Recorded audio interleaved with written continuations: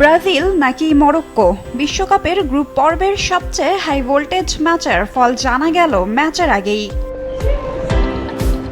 বিশ্বকাপ মানেই উত্তেজনা, ভবিষ্যৎবাণী আর নানা মজার আয়োজন। আর সেই তালিকায় এবার নতুন সংযোজন ব্রাজিলের রিও ডি জেনেইরোর এক হাঙর। রিওর অ্যাকোয়ারিয়ামের বাসিন্দা স্ত্রী হাঙর রীতিনিয়া এখন আলোচনার কেন্দ্রবিন্দু।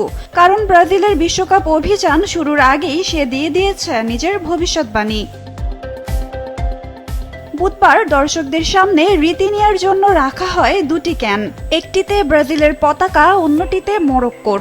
কিছুক্ষণ ঘোরাঘুরির পর সে বেছে নেয় ব্রাজিলের ক্যানটি, আর তাতেই উচ্ছ্বসিত হয়ে ওঠেন উপস্থিত দর্শকরা।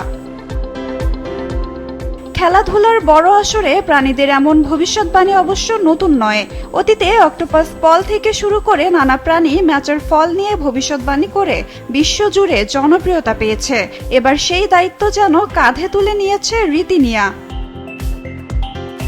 অ্যাকোয়ারিওর প্রধান নির্বাহী মার্সেলো স্পিলম্যান বলেছেন, এই আয়োজনের উদ্দেশ্য শুধু বিনোদন নয়, মানুষের কাছে হাঙরকে আরও ইতিবাচকভাবে তুলে ধরাই তাদের লক্ষ্য।